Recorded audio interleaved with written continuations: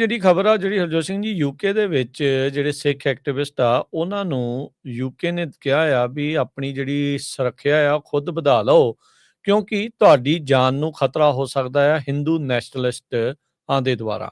Police ਨੇ ਪਰਮਜੀਤ ਸਿੰਘ ਪੰਮਾ ਹੁਣਾਂ ਨੂੰ ਆਖਿਆ ਵੀ ਭਾਈ ਤੁਸੀਂ ਸਿਕਿਉਰਿਟੀ ਕੈਮਰਾਜ਼ ਇੰਸਟਾਲ ਕਰ ਲਓ, ਜਿਹੜੇ ਦਰਵਾਜ਼ੇ ਆ ਉਹਨਾਂ ਨੂੰ ਮਜ਼ਬੂਤ ਕਰ ਲਓ, ਰੀਇਨਫੋਰਸ ਕਰ ਲਓ ਆਪਣੇ ਘਰ ਦੇ ਵਿੱਚ। ਪਰਮਜੀਤ ਸਿੰਘ ਪੰਮਾ ਖਾਲਿਸਤਾਨ ਮੂਵਮੈਂਟ ਦੇ ਨਾਲ ਇੱਕ ਜੁੜੀ ਹੋਈ ਇੱਕ ਖਾਸ ਜਾਂ ਸ਼ਖਸੀਅਤ ਹੈਗੀ ਆ। ਇੱਕ ਆਜ਼ਾਦ ਮੁਲਕ ਦੇ ਲਈ ਉਹਨਾਂ ਦੇ ਦੁਆਰਾ ਜਿਹੜਾ ਰੈਫਰੈਂਡਮ ਤੇ ਹੋਰ ਜਿਹੜੀਆਂ ਗਤੀਵਿਧੀਆਂ ਦੇ ਵਿੱਚ ਅਕਸਰ ਗੱਲਬਾਤ ਕੀਤੀ ਜਿਹੜੀ ਉਹ ਜਾਂਦੀ ਆ।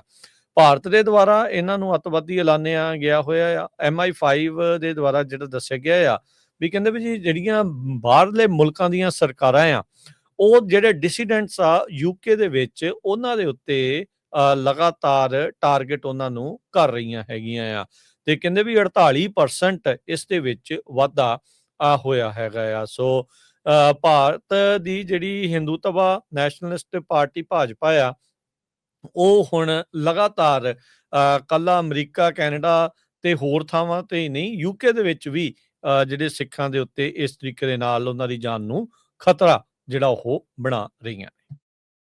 ਜੀ। ਇਹ ਜਿਹੜੀ ਖਬਰ ਆ ਜਿਹੜੀ ਹਰਜੋਤ ਸਿੰਘ ਜੀ ਯੂਕੇ ਦੇ ਵਿੱਚ ਜਿਹੜੇ ਸਿੱਖ ਐਕਟਿਵਿਸਟ ਆ ਉਹਨਾਂ ਨੂੰ ਯੂਕੇ ਨੇ ਕਿਹਾ ਆ ਵੀ ਆਪਣੀ ਜਿਹੜੀ ਸੁਰੱਖਿਆ ਆ ਖੁਦ ਵਧਾ ਲਓ ਕਿਉਂਕਿ ਤੁਹਾਡੀ ਜਾਨ ਨੂੰ ਖਤਰਾ ਹੋ ਸਕਦਾ ਆ ਹਿੰਦੂ ਨੈਸ਼ਨਲਿਸਟ ਦੇ ਦੁਆਰਾ।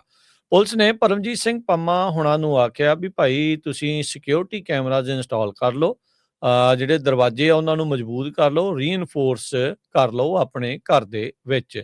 ਪਰਮਜੀਤ ਸਿੰਘ ਪੰਮਾ ਖਾਲਿਸਤਾਨ ਮੂਵਮੈਂਟ ਦੇ ਨਾਲ ਇੱਕ ਜੁੜੀ ਹੋਈ ਇੱਕ ਖਾਸ ਜਾਂ ਸ਼ਖਸੀਅਤ ਹੈਗੀ ਆ। ਇੱਕ ਆਜ਼ਾਦ ਮੁਲਕ ਦੇ ਲਈ ਉਹਨਾਂ ਦੇ ਦੁਆਰਾ ਜਿਹੜਾ ਰੈਫਰੈਂਡਮ ਤੇ ਹੋਰ ਜਿਹੜੀਆਂ ਗਤੀਵਿਧੀਆਂ ਦੇ ਵਿੱਚ ਅਕਸਰ ਗੱਲਬਾਤ ਕੀਤੀ ਜਿਹੜੀ ਉਹ ਜਾਂਦੀ ਆ।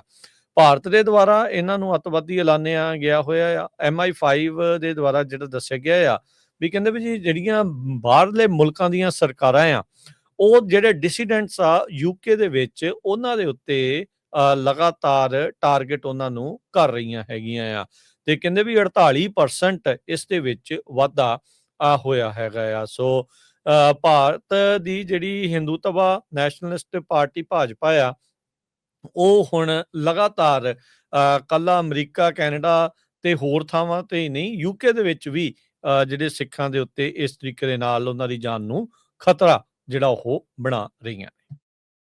ਜੀ।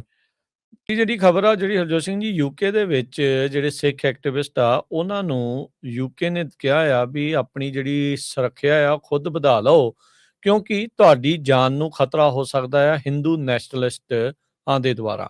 ਪੁਲਿਸ ਨੇ ਪਰਮਜੀਤ ਸਿੰਘ ਪੰਮਾ ਹੁਣਾਂ ਨੂੰ ਆਖਿਆ ਵੀ ਭਾਈ ਤੁਸੀਂ ਸਿਕਿਉਰਿਟੀ ਕੈਮਰਾਜ਼ ਇੰਸਟਾਲ ਕਰ ਲਓ, ਜਿਹੜੇ ਦਰਵਾਜ਼ੇ ਆ ਉਹਨਾਂ ਨੂੰ ਮਜ਼ਬੂਤ ਕਰ ਲਓ, ਰੀਇਨਫੋਰਸ ਕਰ ਲਓ ਆਪਣੇ ਘਰ ਦੇ ਵਿੱਚ। ਪਰਮਜੀਤ ਸਿੰਘ ਪੰਮਾ ਖਾਲਿਸਤਾਨ ਮੂਵਮੈਂਟ ਦੇ ਨਾਲ ਇੱਕ ਜੁੜੀ ਹੋਈ ਇੱਕ ਖਾਸ ਜਾਂ ਸ਼ਖਸੀਅਤ ਹੈਗੀ ਆ। ਇੱਕ ਆਜ਼ਾਦ ਮੁਲਕ ਦੇ ਲਈ ਉਹਨਾਂ ਦੇ ਦੁਆਰਾ ਜਿਹੜਾ ਰੈਫਰੈਂਡਮ ਤੇ ਹੋਰ ਜਿਹੜੀਆਂ ਗਤੀਵਿਧੀਆਂ ਦੇ ਵਿੱਚ ਅਕਸਰ ਗੱਲਬਾਤ ਕੀਤੀ ਜਿਹੜੀ ਉਹ ਜਾਂਦੀ ਆ।